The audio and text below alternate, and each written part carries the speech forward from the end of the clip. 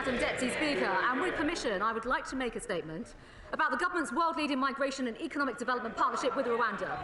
The British people have repeatedly voted for controlled immigration and the right to secure borders, Madam Deputy Speaker. This is a government. I mean, how have they voted for it? Like, you've won elections, right? But you've not got like majority support or even plurality support for any explicit policy. So this is pretty um skewed language being given by Preeti Patel here. Pritler, as people are calling her on the Bird app. That acts and hears that message clearly, and we are determined to deliver that. Last night, Madam Deputy Speaker, we aimed to relocate the first people from our country who arrived here through dangerous and illegal means, including by small boat. There is no legal means. There are no legal means with which you can get to the UK to claim asylum. There is no legal channel. Everything is illegal because you've created it as such. In the course of this week, many and various claims to prevent relocation have been brought forward. Now, Madam Deputy Speaker, I welcome the decisions of our domestic courts, the High Court, the Court of Appeal, and Supreme Court to uphold our right to send the flight. However, following a decision by an out-of-hours judge in the European Court of Human Rights in Strasbourg, minutes before our flight's departure, the final individuals remaining on the flight had their removal directions paused while their claims were considered. I want to make... Good. Based European Court of Human Rights. Absolutely based and red-pilled. Well done on stopping this. Literally, there's a reason why there's the Alan Partridge "see you in Strasbourg" meme. It's because she's just fucking she's a human rights violator. Preeti Patel is a human rights violator. She's horrendous. Make something absolutely clear today, Madam Deputy Speaker. The European Court of Human Rights did not rule that the policy or relocations were unlawful, but they prohibited the removal of... But the UN High Commissioner for Refugees has stated that you violate international law with it. So actually, I mean, maybe the European Court of Human Rights hasn't explicitly said so just yet, but the United Nations has. And I think, considering the United Nations is a higher body than the European Court of Human Rights, maybe we should take that into account somewhat. 3 of those on last night's flight. Those prohibitions last for different time periods, but are not an absolute bar on their transfer to Rwanda.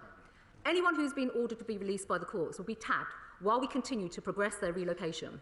While this decision by the Strasbourg court to intervene was disappointing and surprising given the repeated and considered judgments to the contrary in our domestic courts, we remain committed to this policy. These repeated legal barriers are, Madam Deputy Speaker, very similar to those that we experience with all other removal flights, and we believe that we are fully compliant with our domestic and international obligations, and preparations for our future flights and the next flights have already begun. Our domestic courts were of the view that the flight could go ahead. Madam Deputy Speaker, the case for our partnership with Rwanda bears repeating. We are a generous and welcoming country, as has been shown... What? Are you fucking high? Are you having... You're on fucking drugs, Preeti? Have you been smoking crack? Is that what you do? Is that you smoke crack? We're a welcoming country where we're literally trying to deport brown people to other countries because they're not white enough to immigrate? Are you fucking joking, Preeti Patel? Are you kidding me right now? Jesus fucking Christ. Time and time again. Over 20,000 people have used safe and legal routes to come to the UK since 2015. And most recently, Madam Deputy Speaker, Britons have opened their hearts and their homes to Afghan nationals and Ukrainian nationals. But our capacity to help those in need is severely compromised by those who come here illegally.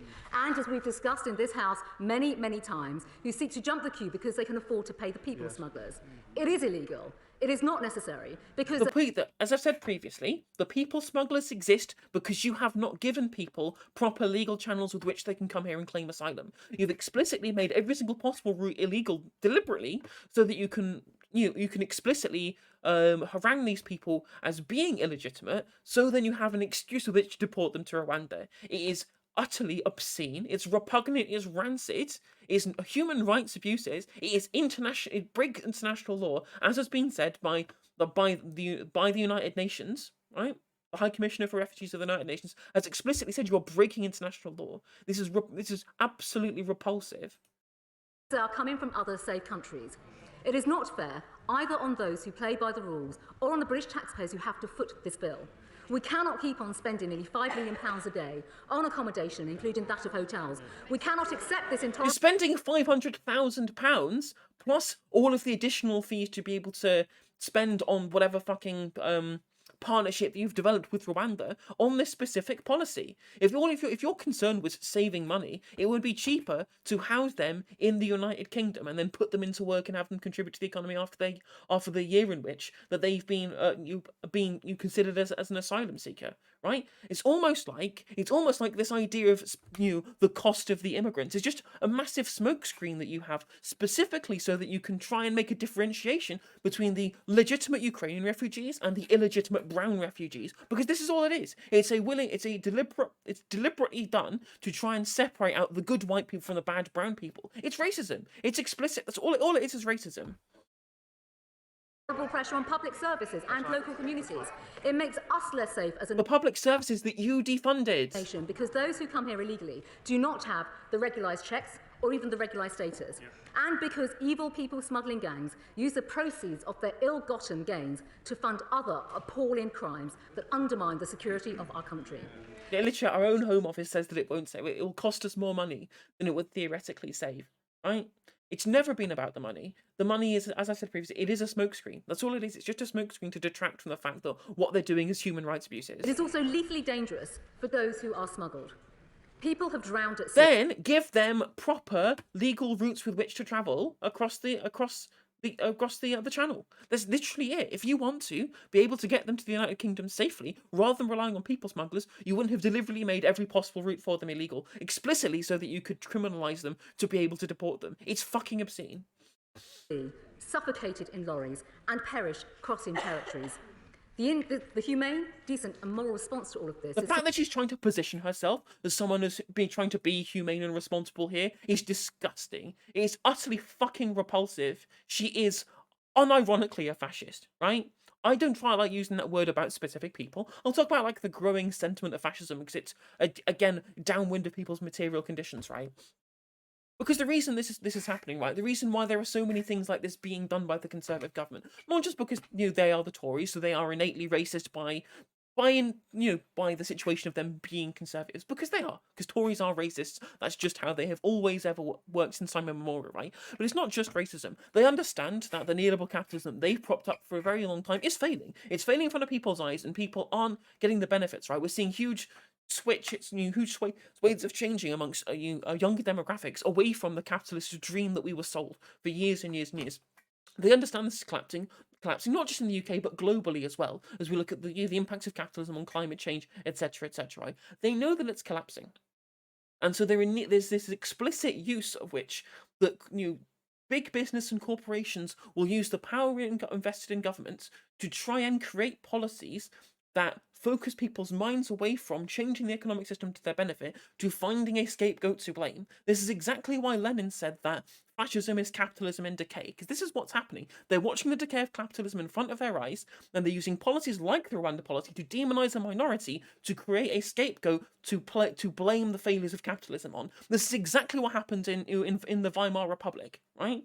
They were under horrendously large amounts of economic sanctions in the wake of the First World War, and the easiest thing to do was to blame a scapegoat, which was the Jews, right? Of course, there was plenty more racist rhetoric being done by the Nazi Party up until that point as well. But this is how fascism coalesced over the course of this time. No matter the veracity of the claims made by the Nazis, because obviously the vast majority of them were completely untrue or based on mistruths or whatever, right? It didn't matter to the people who were ensnared by the ideological grip of Nazism, because they could feel capitalism collapsing underneath them as, the ways in which the economy was destroyed by the First World War made people's lives materially worse. And so they turned to the scapegoats provided to them by the Nazi Party at the time. This is exactly what the Conservative Party are doing now. They are acting.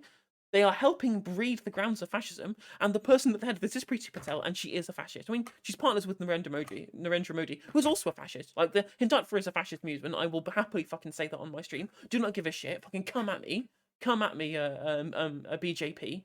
Right? I don't give a shit. But I usually am not prone to calling people fascist specifically, because it's a movement that takes on many forms, and people very rarely subscribe to explicitly fascist ideology themselves. rather than getting caught up in the throes of the movement. She is pushing fascism. Which I'm happy to call her it. She's disgusting. I hate her. Like, she is the one person who I would if I could Thanos snap out of existence, I would. Simply not to stand by and let people down, or to be sold into slavery, or to be smuggled, but to stop this. And with that, Madam Deputy Speaker, inaction is not an option, or at least not a morally responsible one.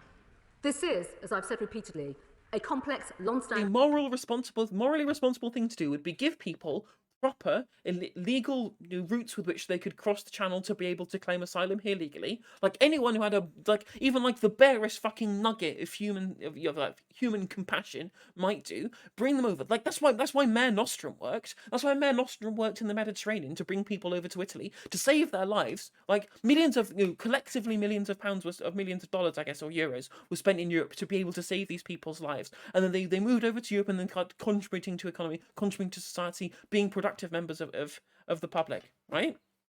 That was a successful project, Mare Nostrum. It saved lives, it stopped people smugglers, and it helped create a collective effort to save people's lives and to stop division, rather than what this is a morally repugnant way in which we demonize people who are fleeing here from wars we caused. Places like Iraq and Afghanistan, these are our fault, right? The political instability that has caused people to come here, people coming in from Yemen, these people are our fault. Britain contributed to the imperialism, to the imperial projects that has caused the wars, that has led people to want to claim asylum here. It is our fault. It is our duty as international citizens to give these people the asylum that they require. We don't take as many refugees as any country. France takes 4 times as many refugees as we do, because millions of refugees coming into Turkey. Right, coming from Syria, for example. How many are we taking? What, tens of thousands? I think was it 200,000 or so refugees in total in the UK right now? It's absolutely peanuts in comparison. So this kind of a narrative that we're full to bursting refugees is just political point scoring to try and blame a scapegoat for the failures of capitalism, to try and breed a breeding ground for fascist a fascist movement to generate. By demonizing people of a specific color, and it's incredibly telling that it's only being applied to brown refugees from the Middle East and from Asia, and not being applied, or from Africa as well, and not being applied to people fleeing the war zone in Ukraine. It's just racism. There is no other explanation for it. Problem. The global asylum system is broken, and between 80 to 100 million people are now displaced, and others are on the move, seeking better economic opportunities. And an international problem requires international solutions. The problem is that the idea of an economic migrant is just absolutely fucking nonsense, right? Like, you could just claim anyone's an economic migrant and say, well, they're fleeing from a war zone. Not great economy in the war zone, so they're looking for better economic chances rather than, looking to save their own lives. And regardless of economic opportunities, what they actually want is a better life regardless. And we can provide that to them, so we should happily let them over. It's very, very simple, right? All it requires is being able to integrate them integrate them properly, and be able to create the services available for them to be able to, first of all, take advantage of them whilst their claim is processed, and then after a year have them in as part of the population, as part of the workforce. It's very, very simple. Population growth is a good thing, as long as you have the services and the infrastructure there to handle it, which would happen if we had a government that had any interest in actually properly funding infrastructure. Solutions. The UK and Rwanda have shown the way forward by working together. And this partnership sends a clear message that illegal entry will not be tolerated, Madam Deputy Speaker, while offering a practical, humane way forward for those who arrive to the UK via illegal routes. It has saddened me, Madam Deputy Speaker, to see Rwanda so terribly misrepresented and traduced in recent weeks. It is another example of how all too often... I wonder what LGBT rights are like in Rwanda. It's almost like some people who try and claim asylum are fleeing persecution because of their status as an LGBTQIA person, which I don't think they're going to get pretty good treatment in Rwanda. And let's not forget that Rwandan President Paul Kagame was the leader of the military of the Rwandan Patriotic Front, who committed war crimes, who committed mass slaughters and massacres of refugees in Zaire during the First Congo War. This man is a war criminal, right? I'm not taking away what the forces of the Rwandan Patriotic Front did in stopping the Rwandan genocide, that's fine. But that doesn't not let Paul Kagame off the hook for being a man who massacres refugees, right? At his hand in Zaire in the 90s. That's a thing that he did, Paul Kagame. And someone saying, oh, Rwanda's being misrepresented. It's not like like when we're turning refugees over to somebody who has a record of massacring refugees. What fucking planet does this person live on? Critics not only don't know what they're speaking about, but seek to vilify another international country that has a good track record when it comes to refugees and stepping up to international... He's massacred refugees! As the military leader of the Rwandan Patriotic Front, he massacred refugees in Zaire. That's a thing that he did. They have not got a good record. ...responsibilities. Rwanda, Madam Deputy Speaker, is a safe and secure country with an outstanding track record of supporting refugees and asylum seekers. And indeed, we are proud that we are citation needed. Working together. Proud that the UK is investing in Rwanda and helping that great country to thrive. And proud that those who are relocated to Rwanda will have an opportunity to thrive as well. They will be given generous support, including language skills, vocational training, and help with starting their own businesses or finding employment. But of course, I'm afraid, Madam Deputy Speaker, the usual suspects, with the blessings of honourable and right honourable members opposite, have set out the thought and even campaign against these efforts. And with that, Madam Deputy Speaker, the will of the British people. It would be wrong to issue... Again, like, will of the British people, it's just fucking snide language that doesn't actually represent reality. Just to try and make it look like that they're on the side of people when they generally kind of aren't. A running commentary over ongoing cases. But Madam Deputy Speaker, I would like to say this. This government will not be deterred from doing the right thing. We will not be put off by the inevitable legal last-minute challenges, nor we will allow mobs, Madam Deputy Speaker, removals. We will not stand idly by and let organised crime gangs, who are despicable in their nature and their conduct, the only organised crime gang here is the Conservative fucking government. People treat human beings as cargo.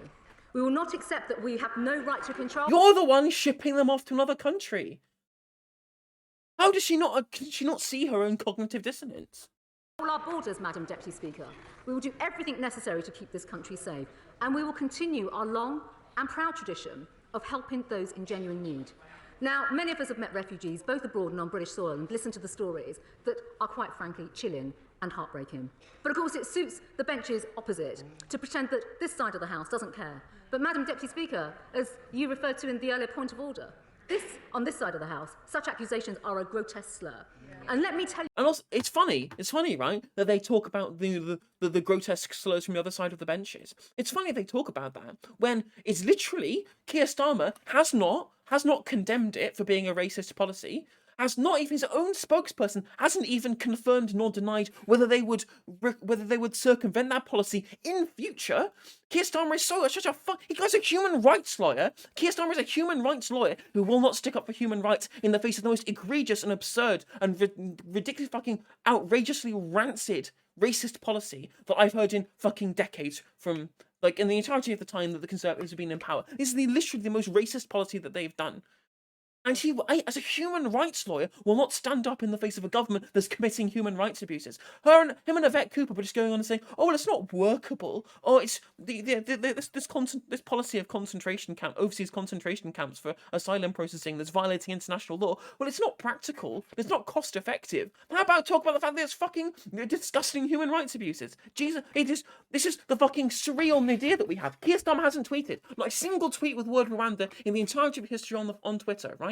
He's a human rights lawyer standing up for what is supposed to be the progressive political party in this country, right? And he will not explicitly condemn the plan to send brown refugees to Rwanda. He is disgusting. The Conservative government is even worse. The entire political class is an utterly huge fucking disgrace. And we have to leave it to people like Jeremy Corbyn and Zara Sultana, who I'm sure we'll see later, to condemn this policy on the face of it for being a racist, for being explicitly the abuse of human rights. And we have the leader of the opposition who will not call it what it is, and is all just like, more cost-effective concentration camps. That's all he is. It's disgusting. It is an damning indictment of the entire political system. Both sides are complicit. Both sides are horrendous. Fuck everybody. Guy Fawkes was right. I'm losing. I can't deal with this shit. I'm just fucking done. I'm fucking done with this idiotic, fucking disgusting country. You, Madam Deputy Speaker, what is truly chilling is listening to opponents going on about how awful this policy is, while offering no practical solutions. Our lives The practical solution is let them claim fucking asylum. Give them fucking legal routes to cross the channel. are being lost. Helping develop safe and legal routes to this country for those who really need them is absolutely at the heart of this government's work. And having Only if they're white. overseen efforts to bring to the UK thousands of people in absolute need, including from Hong Kong, Syria, Afghanistan and Ukraine. And I am the first to say that controlled immigration is good for our country, outstanding for our country, including that by refugees. But, Madam Deputy Speaker, we simply have to focus on the support of those who need it the most, and not those who have picked the UK as a destination over a safe country like France. And it is no use pretending that they are fleeing persecution. France has already taken 4 times as many as us, and maybe they don't have familial links, maybe they don't speak the fucking language. There are plenty of reasons why people need to cross the channel, and you just completely disregard all of them. When they are travelling from a safe country, because our capacity to help is not infinite, and public support for the asylum system will be fatally undermined if we do not act. And along with the critics of the Migration and Economic Development Partnership have no alternative proposal. Yeah, do you have an alternate suggestion to human rights violations? Like, don't violate people's human rights. Follow the refugee code that we promised to uphold as part of the UN Council, but the UN Commissioner for Refugees is saying it violates international law. Fucking hell. To deal with uncontrolled immigration. And like on so many other issues, the parties opposite, the Labour Party and the SNP, are on the wrong side of the argument, and we will only see, with their arguments, public trust in the system being corroded. That is irresponsible and utterly indifferent to those who we seek to help and support. Now, Madam Deputy Speaker, I have always said that I will look at all proposals to reduce illegal migration and illegal entry to our country, and even those at the opposite bench. I've got a really good way of reducing the illegal movement of people to the United Kingdom. Make the routes legal, then it stops being illegal. There's nothing wrong with immigration. You admitted that immigration is fine. The only reason there is ever a distinction between illegal and legal immigration is specifically because the government implements policies to make some things illegal and some things legal. And it's incredibly telling the people who they will allow to be legal and who they make illegal. It's incredibly telling how that works. Might prepare to put forward, but we still wait for them. However, the process for asylum is you turn up in the country, you claim asylum, they process your asylum case whilst you stay in the country, and then you get confirmed or denied. And if you get denied, you get sent back to the country of origin. That is how refugee codes work. Offshore processing is a human rights violation. It is illegal by international law. It's illegal when Australia did it. It's illegal when we do it. Like Australia processing off the coast of Narrow, all off the coast of Australia in Narrow, also committed human rights violations. They also used private companies embezzling huge amounts of public funds in Australia to do this, and we're just copying them with an even more completely fucking rancid and repugnant scheme that we're doing. It's an utter disgrace. However, he says that. However, fundamentally, they don't think there is a problem, and that is why they don't have a solution, because they still remain and stand. The only problem is how much of the process is being forced to be made illegal by a government that wants to commit human rights abuses, because it is staffed by the most morally bankrupt pieces of shit ever to step foot into the House of Commons. Open borders, pure and simple. Meanwhile, this government wants to get on with delivering, not just on what the British people want, but reforming our systems. So yes, so that they are firm, but equally, Madam Deputy Speaker, so that they are fair to those who pay for them and fair on those who need our help and support. Yeah. Shadow Home Secretary. She's such a fucking disgusting piece of shit, like a fucking waste of oxygen. Yvette Cooper. Yeah. Thank you, Madam. I wonder what the fucking controls on immigration mug woman is going to say in response to this. Oh, I'm looking forward to her to condemn it for being unworkable and not cost effective, rather than for it being a human rights abuses. But let's have a look. Deputy Speaker, this is a shambles, and it is shameful, and the Home Secretary has no one but herself to blame. This is not, and never has been, a serious policy, and she knew that when she chartered the plane. She knew that among the people she was planning to send to Rwanda on this plane were torture and trafficking victims. She knew she didn't have a proper screening process in place. She knew that some of them might be children. So can she confirm it was the Home Office itself that withdrew a whole series of these cases on Friday and yesterday because they knew there was a problem with these cases, that even without the European Court of Human Rights judgment, she was planning to send a plane with just 7 people on board because she'd had to withdraw most of the cases at the last minute. Oh yeah, the human rights abuses, like racist policy, it's just not being run for well enough. Oh, the Tory government aren't efficient at running this horrendous like human rights abuses. Oh well, what we need is far more efficient human rights abuses being committed by the government, because we can't. We're Labour and we stand for literally fucking nothing. We are the opposition who does not oppose. All we do is criticise the government for being bad at being evil. What a fucking waste! What waste of time this political shit is. She knows that there is a lack of proper asylum capacity in Rwanda to make fair decisions, that as the UNHCR says, they only normally deal with a few hundred cases a year. There's normally only one eligibility officer who prepares the cases, and that's as well as the lack of interpreters. How about the UNHCR who said that it breaks international law? What about that bit of it? Or legal advice to ensure fair decisions. Now, she promised there will be extra payments to Rwanda for each person that is transferred, presumably to pay for those extra caseworkers or extra support, but she still refused to tell us how much. So what is she hiding? Will she tell us now how much she promised Rwanda? Oh, it's not. Oh, the human rights abuses aren't cost effective. Oh, they're not. Will you tell us how much your human rights abuses will cost? The right honourable member tell us how she plans to pay for the human rights abuses that I will refuse to condemn on grounds of them being human rights abuses, but just for them not being cost effective. What the fuck is this? What the fuck am I listening to? What am I watching? For each of the people she was planning to send yesterday, and how many Rwandan refugees she promised to take in return.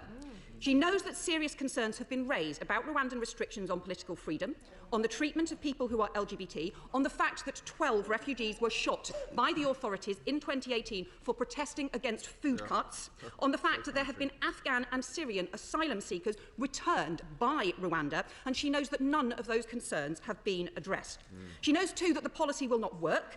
We need action to tackle dangerous criminal gangs who are putting lives at risk. But she knows... How about you stop the need for them to exist in the first place? No one is going... Both of these parties are complicit in creating the material conditions that has A, created the refugees in the first place, and B, has created the fact that there is no easier legal route with which people can cross the channel without without it being termed as illegal, thereby creating the smuggling gangs and the refugees by proxy. It is your fault. It's the political class's fault the situation exists as it does now, and neither party is refusing to admit it, just quibbling over how workable the policy is, rather than condemning the policy being an abuse of human rights, and B, not even addressing the underlying material conditions that have led to the position that we are in today. It's very simple to understand, it's very, very simple to explain, and neither party is committed to doing it, because both of them, all they want to do is appeal to suburban racists, rather than actually speak about the actual reality of what is being proposed here. That her policies won't achieve that, and that is not their objective. Because if it was, she would not have asked the National Crime Agency, whose job it is to target the criminal gangs, to draw up 20% staff cuts. That is potentially 1,000 people being cut. Yes, why are we not implementing more people to criminalise asylum seekers? From the organisation that works to tackle the gangs. So can she confirm, has she asked the NCA to draw up plans for staff cuts? If she was serious, she would be taking seriously the fact that the Israel-Rwanda deal ended up increasing criminal people trafficking and smuggling, and that her plan risks making things worse. And if it was, she would be working night and day to get a better joint plan with France to crack down on the gangs and to stop the boats being put into the water in the first place. But she isn't, because her relationship with French ministers has totally broken down. If she was serious about tackling... Yes, yeah. I just pathetic. They won't condemn it. They're just absolutely refusing to condemn it on the grounds of how it exists. All it is just nitpicking over the details. This is an opposition. This is complicity. This is an entire political class who are complicit in racism. They're all disgusting. I hate them all. Illegal migration, illegal economic migration, or cutting the bills for people in hotels. They're not even trying to combat the narrative about economic migrants. These are refugees. These are people fleeing war and conflict that we caused in the Middle East. Disgusting. Disgusting. She would be speeding up Home Office decision-making so refugees can get support and those who aren't can be returned home. Instead, her decisions have totally collapsed from 28,000 a year to just 14,000 decisions a year, fewer than Belgium, the Netherlands, never mind Germany or France. And she's so badly failing to take those basic decisions, she is trying to pay a country thousands of miles away to take decisions for us instead. How shameful. Does that make us look around the world if our Home Office cannot... I think we would look more shameful for human rights abuses and shipping off people to countries because of the colour of their skin. I think most people would see it more shameful for us to break international law by defying the standards that we helped set up as part of the UN Council on what is and is not the correct treatment for people claiming asylum in our country. I think most people around the world is going to think of that as being more shameful, not the fact that it is being poorly managed. Take those basic decisions. She knew about problem after problem. With her policy, she knows this is unworkable, unethical, and won't stop the criminal gangs, but yet she still went ahead and spent £500,000 chartering a plane she never expected to fly. She still went ahead and wrote a £120 million cheque to Rwanda with a promise of more to come, and she still went ahead because all she really cares about is picking fights and finding someone else to blame. This isn't a long-term plan, it is a short-term stunt. Yeah, exactly. It's just an ineffective solution to the issue, not the fact that it's a fascist policy. God, it's just pathetic. It's just pathetic. One can see They're not an opposition. It's not serious policy, it's shameless posturing, and she knows it. It's not building consensus, it's just pursuing division. It is government by gimmick. It's not in the public interest, it's just in their political... Call it racist. He's fucking... I'm just going to lose my fucking temper again. ...interest. And what are they prepared to trash along the way? People's lives, our basic British values of fairness, decency and common sense, and the reputation of our nation. Our country is better than this. We've a long tradition of hard work and stepping up to tackle problems, not to offload them, to tackle the criminal gangs who put lives at risk, and to do right by refugees. That is what she should be doing now, and not this shambles that is putting our country to shame. Nothing. She said nothing. She just said it costs too much money and it's unworkable. Not this is explicitly supposed to target people of the wrong colour from coming into the country. Just it's not nothing about the fact that it's morally reprehensible and repugnant. It is just it's not efficient enough, and it doesn't tackle these the transport gangs, right? The smuggling gangs that we helped create by the material conditions that led to the issues with regards to people fleeing conflicts that we instigated. It's pathetic. We don't have an opposition. We have no party in government that wants to properly understand the moral values. No one cares. What are we supposed to do with a government and opposition who just don't give a shit anymore? What do we do? Literally, someone tell me what the fuck we're supposed to do. Madam Deputy Speaker, well, I always look forward to these exchanges in the House, it's fair to say. Primarily because, well, perhaps if you'd like to listen to them as well. Let me just respond by saying, as a point of education, if I may, for the Honourable Lady opposite, we're not the only country in the world to be adopting this approach, it's fair to say. The Right Honourable Lady may be aware, Madam Deputy Speaker, that it's an approach the EU have adopted through their EU transfer mechanism to Rwanda. And Denmark themselves are in the process. Denmark themselves are... Oh, yes, yeah, it's not racist if Denmark are doing it, but one of the most racist countries in Europe. I like their social democratic economy, but these are the people who literally call, like, areas of brown people ghettos, specifically as a government policy, right? The people in Denmark are incredibly racist towards people claiming asylum from the Middle East and Asia. Like, saying we're not racist because the Danes are doing it is hardly defense of your position there, Preeti.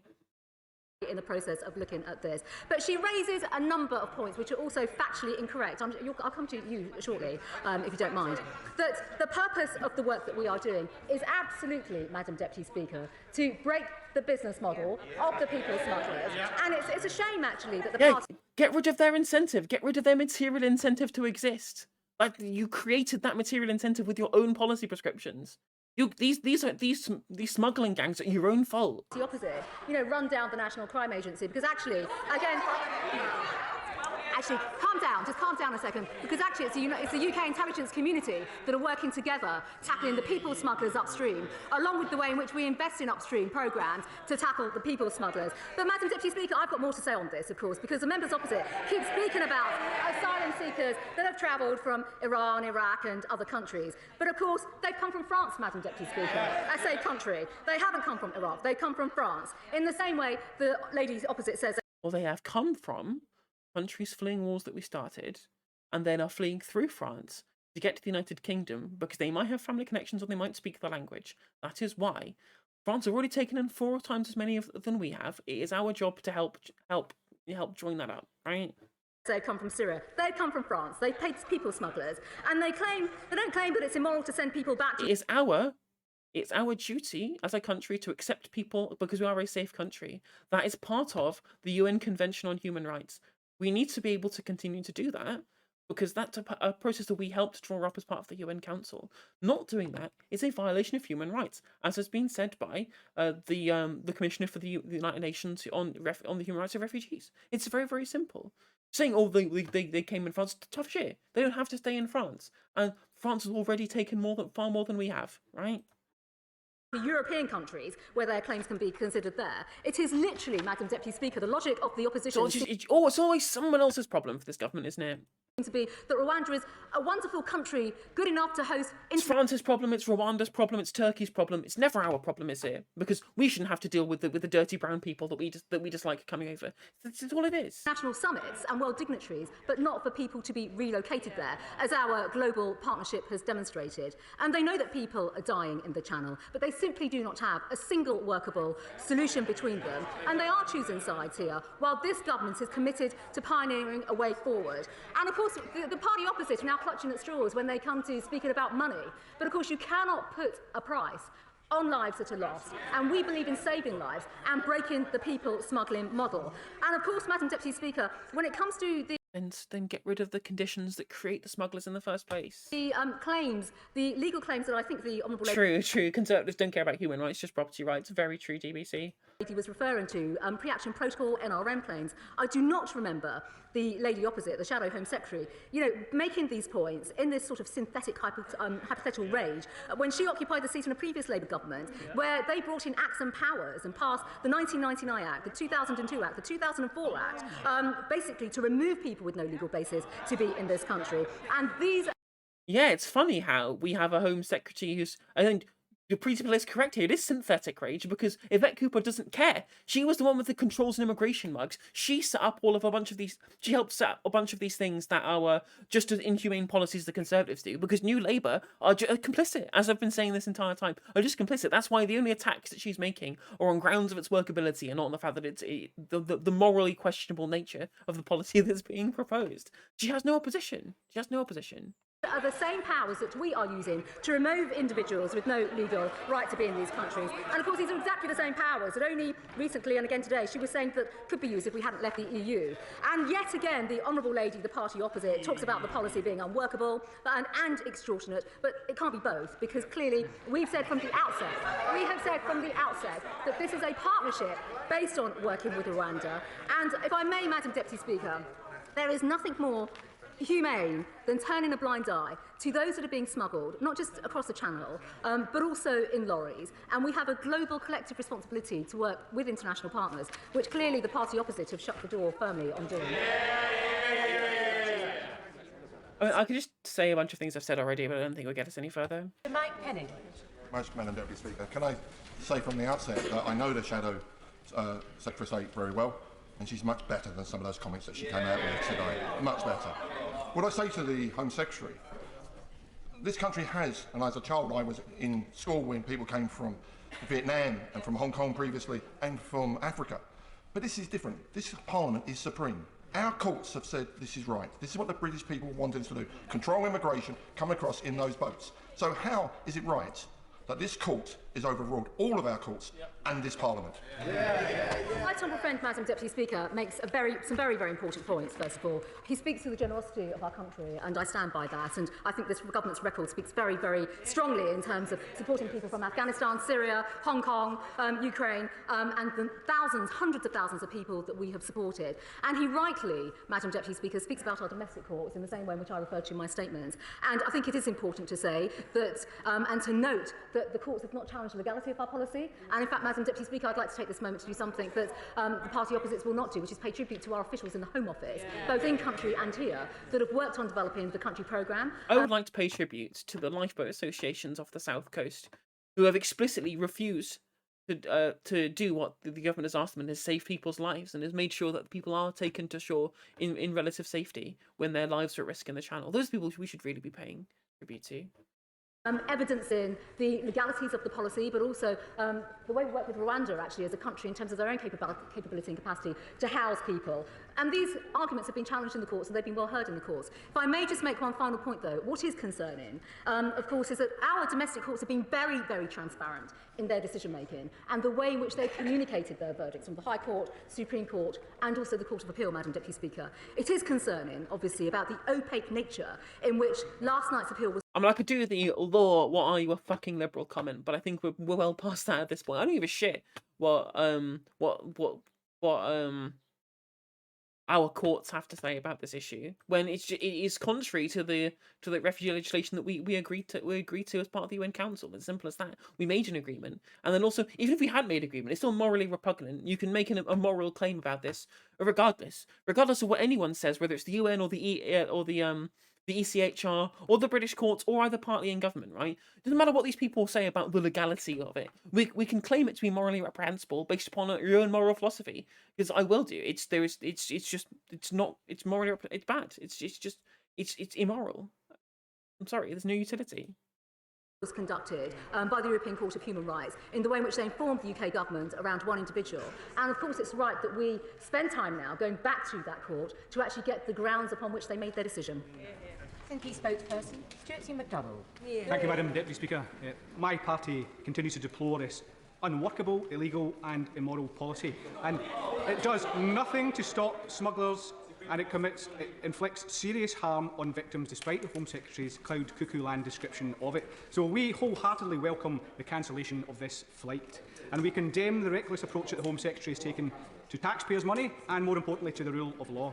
And can I take a moment to commend, in fact, the lawyers involved for their incredible work in the face of some utterly inappropriate commentary from the top of government? And can I ask the Home Secretary to tell her colleagues to heed the call from the Law Society and the Bar Council and stop attacks on legal professionals who are simply doing their job? Because, Madam Deputy Speaker, it's not the lawyers who caused this flight to be cancelled, nor any court. This flight was stopped because of the stench of yet more government illegality. And even the most ardent supporters of this dreadful policy must recognise that there is, to put it mildly, massive dubiety over its lawfulness. UNHCR, guardians of the Refugee Convention, are clear that it is in breach. So to seek to press ahead before the courts have concluded that... Like, again, SNP being the real opposition once again. Every time Labour do nothing, we have to rely on the SNP because they're the proper opposition on the opposite benches at this point. It's just the SNP and the SCG. ...issue, either way, was a reckless waste of taxpayer money and shows again this government's total disregard for the rule of law. So the Home Secretary should call this off now and wait for that court ruling. That is all... But again, he's just talking about it in grounds of, like, it being unlawful and illegal rather than it being completely morally reprehensible, which would be a better way of attacking it. But at least he's brought up the fact that it breaks international law, unlike Vet Cooper. We are asking in the meantime. And she should start answering the basic questions that we did not get answers to on Monday, about oversight, about age assessments, about screening for torture survivors and trafficking victims. This is a dreadful mess. Finally, Madam Deputy Speaker, inevitably this pitiful policy failure will now wrongly be blamed by the usual suspects in the European Convention on Human Rights. So will the Home Secretary recognise what the Prime Minister previously said about the Convention being a great thing? And will she recognise its importance for devolution, for the Good Friday Agreement, for the Trade and Cooperation Agreement, and call off the agitators in her party who want the UK to follow Russia and Belarus through the exit door and onto pariah state status? That's a good closer to the question there, and that's right. It's there is a kind of a stench which this was being used specifically as a dividing line to be able to stoke up racist sentiment in the country, to be able to create division, and also being used specifically to try and essentially use as a political tool to try and generate pushback from the ECHR, so it can be used as an excuse to exit that agreement to be able to create the British Bill of Rights that I do not have any confidence that the Conservatives will create one that is in any way useful or workable, and will not just be used as much to be able to siphon more power into Whitehall for them to be able to lead the authoritarian dream that they desire. Thank you, Madam Deputy Speaker.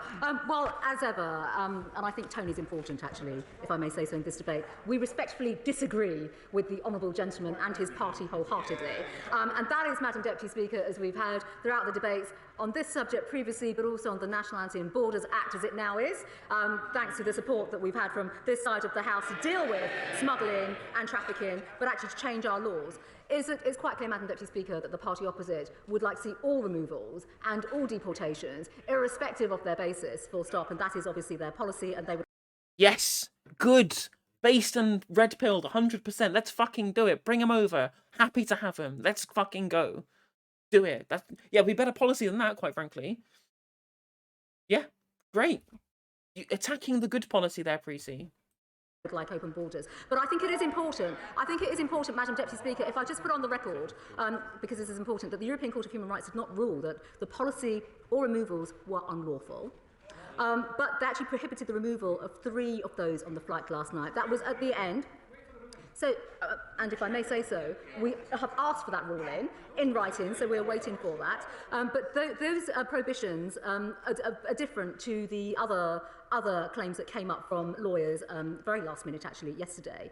And I think it is also important to recognise that the first ruling then provoked those solicitors involved to then go back to the courts, to then apply for more injunctions for the remaining people on the manifest. So I think it's important, Madam Deputy Speaker, to take an absolutely proportionate and measured approach before all parties... Yes, let's have proportionate and measured racist human rights abuses. Yeah, let's do that. There's also more proportionate in the way in which we're violating international conventions and also explicitly targeting people because of their skin colour. Then yeah, maybe that'll be fine then. Maybe we'll go with that. Sounds fine to me.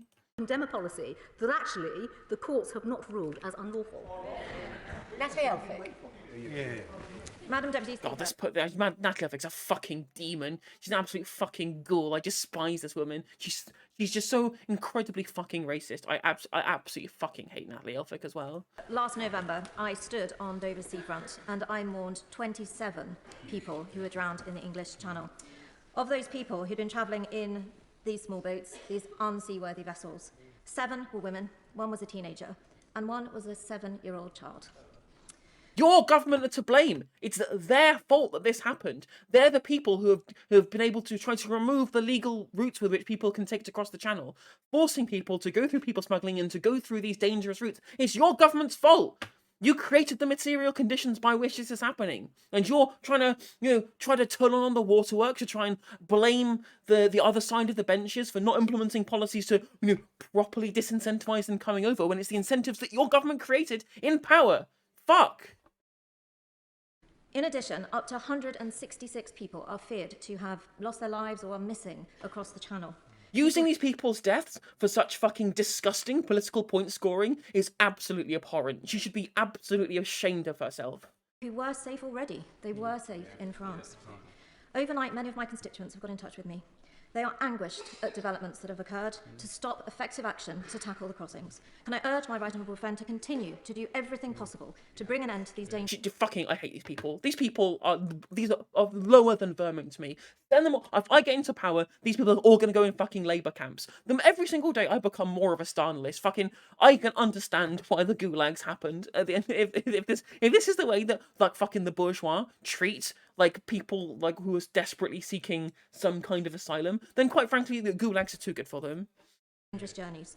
And can I ask her what representations she has received? Yeah, using dead people as a political point scoring mechanism to attack the opposition is utterly indefensible. It's utterly indefensible. These people are less than human to me. Party opposite, supporting action to bring these crossings to an end and save lives. I thank my honourable friend for the very thoughtful way in which she's made her points. Yeah, utter scum, subhuman scum, quite frankly, all of them. And every Tory MP is complicit. They all support it. They all vote for it. They're all entirely in the same boat. Everything that this government does isn't specific to Priti Patel. It's not specific to Boris Johnson. It's not specific to Rishi Sunak. They're all complicit. It's all of their own faults. They're all vermin and they're all fucking disgusting. I hate all of them. Let me remind you, the media will try and turn this into being a Priti Patel issue or a Boris Johnson issue or a cabinet issue. Every single MP in the Conservative Party is complicit. Do not forgive. Do not forget. They are all at fault. Also asked her a question this afternoon, and in particular I do want to pay tribute to her and also to her constituents, because they're on the front line. And Madam Deputy Speaker, I've spent a great deal of time both in my honourable friend's constituency and with her and with the professionals in her constituency, not just in border force, not just on the front line on the coast, but also her local authority, that do a great deal of work when it comes to housing, providing sanctuary, providing support. And I think we should just take this moment to pay tribute to them, because it is fair to say. And also I do just want to commend them for the way in which they work with Home Office. If I may, Madam Deputy Speaker, she speaks very, very strongly and powerfully about the lives that have been lost. And it's not just crossing the Channel, and I think this House should recognise this. It's not just crossing the Channel, it's crossing the Mediterranean, it's going through European countries, and sometimes even parts of Africa and the Sahel. And the conditions are absolutely appalling. And that journey that I have just spelt out, whether it's from North Africa, the Sahel, crossing the Mediterranean, going to EU member states, the EU member states are safe countries, and this is the model that we have to break. And it is a fact, actually, and we know this through the intelligence work, through UK intelligence network, that a lot of these gangs are based in European member states. And so, while I can't speak in more detail, Madam Deputy Speaker, about the wider work that's taking place, there's a lot of good cooperation, solid cooperation, actually led by this government, that has spurred action in EU member states to deal with the smuggling gangs and actually to go after the smugglers and make sure that they're prosecuted. Chair of the Home Affairs Select Committee, Dame Diana Johnson. Again, it's always mopping up the mess of the people that they create. Again, it's so frustrating. And Liberals do this all the time.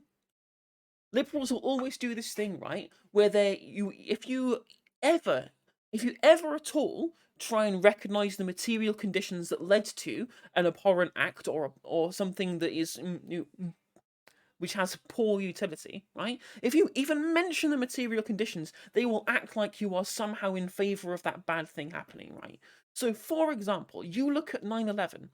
If you do anything other than say this is an appalling tragedy that never should have happened and all these lives were lost, woe is me, this is just a terrible thing that existed out of nowhere, but we have to condemn it as being bad because it was bad, right? Because we all agree that 9/11 was bad. We all agree that those people should never have lost their lives. But if you say, well, it's America's fault for engaging in the interventionist imperialist foreign policy that led to the situation by which people radicalized against the United States in the Islamic world, that then led them to that led to the animosity to create the conditions which caused the terrorist attack to happen, right?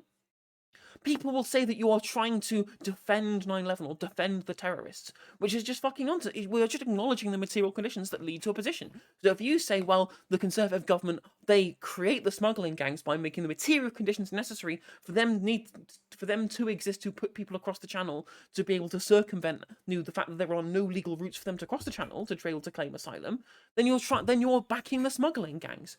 It's fucking the most fucking myopic liberal viewpoint, and I literally, it does my fucking head in. I mentioned it on the United Ireland panel as well, when we're talking about how not only did the material conditions of British rule is what led to the IRA. You can condemn the IRA bombings of innocents all you want, because you should, because they were absolutely morally reprehensible and indefensible, the bombings that were taking place by the IRA.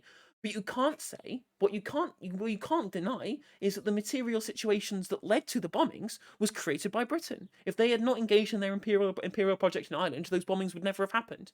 So you have to understand the material conditions of these consequences. The same with NATO and Russia. These are all interlinked and interwoven by substantive decisions that are made to alter those material conditions.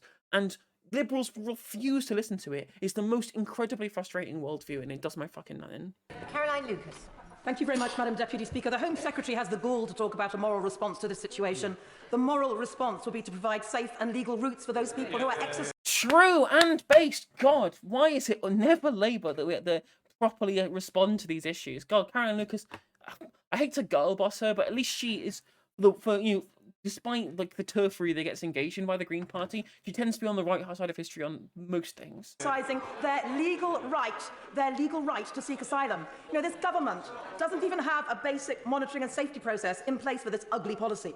The monitoring committee promised in their memorandum of understanding with Rwanda still isn't going to be set up for several months. She's not even exercising the most basic care. Is that because she knows full well that if she did, then no decent committee or procedure would ever agree to trade refugees in this despicable way? If I may, Madam True, very true. Deputy Speaker, I do actually just want to come back to the grotesque mischaracterisation, of the country in question, Rwanda, and I think, you know, it is... Yes, yeah, of course, yeah, the grotesque mischaracterisation of the country run by a guy who massacred refugees in Zaire. It is a shame and a stain, actually, in terms of, actually, she may actually like to read the country report and the work that has been done in country, and also in terms of the monitoring committee. That work is actually taking place, and we have had officials in country for weeks and weeks, in the 2 months, not several months, in the 2 months that we've made this announcement. Jerry Corbyn. We stan the Corbyn.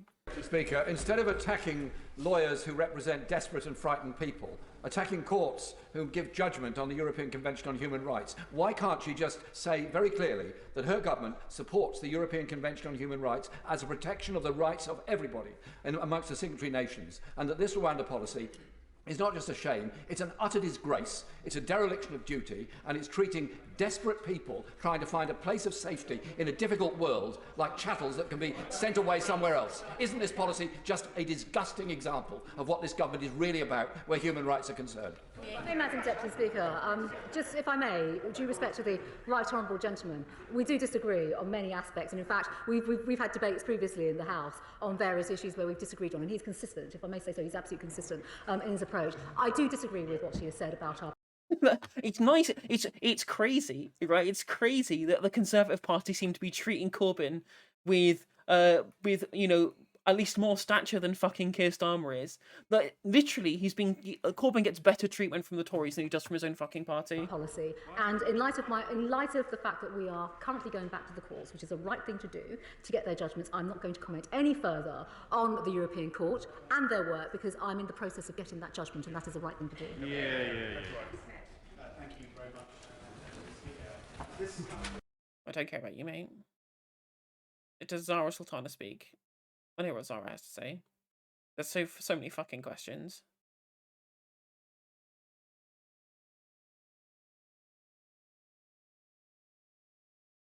Oh, more Corbyn.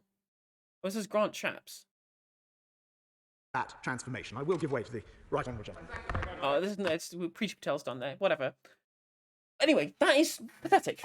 It's evil from the Conservatives, like literally ontologically evil. There is no action that I could take from them that would be wrong. Not actually, but we'll pretend that the meme is true. Absolutely pathetic from Labour. No opposition. Refuses to call out what it is, which is racist human rights abuses. That it specifically targets brown people coming from war-torn nations from wars that we caused. Yet, when it's wars caused by other people and it's white people coming from Ukraine, suddenly it's all open arms. It's strange how the Ukrainian refugees aren't being shipped off to Rwanda, but brown people are. It's funny that, isn't it, from this fucking disgusting government? There's a really big difference between the Rwanda plan and homes for refugees, right? It's clear what this policy is for. No one on the opposite benches who isn't from the Green Party or having been expelled from the Labour Party or from the PLP, in the case of Jeremy Corbyn, are actually calling out this policy for what it is, which is racism, which is a disgusting abuse of human rights against the EHRC, against the United Nations own refugee commissioner, right? It's morally reprehensible. There is no opposition to it from the front benches of the Labour Party. The whole political system is disgusting, waste of time. I'm just done. I'm just completely done with the entirety of the political system in this country. It's abhorrent, it's disgusting, and there is no hope for it. And there is no hope for anyone. This country it never fails to make me feel like there's nothing that we can do anymore. Very well done, Britain. You've killed yourself. Like, I'm sorry, Britain has literally. It's dead. It's dead to me. This country is dead to me at this point. There is no hope for it. There is no hope moving forward. God knows who people are going to vote for when we have the choice between two of the worst political parties and the worst front benches this country has ever seen. What a waste. What a damning indictment on our political system. And on that cheery note, please like, comment, and subscribe, and click the bell if you want to see me when I go live so I can rant some more at you. Cheers.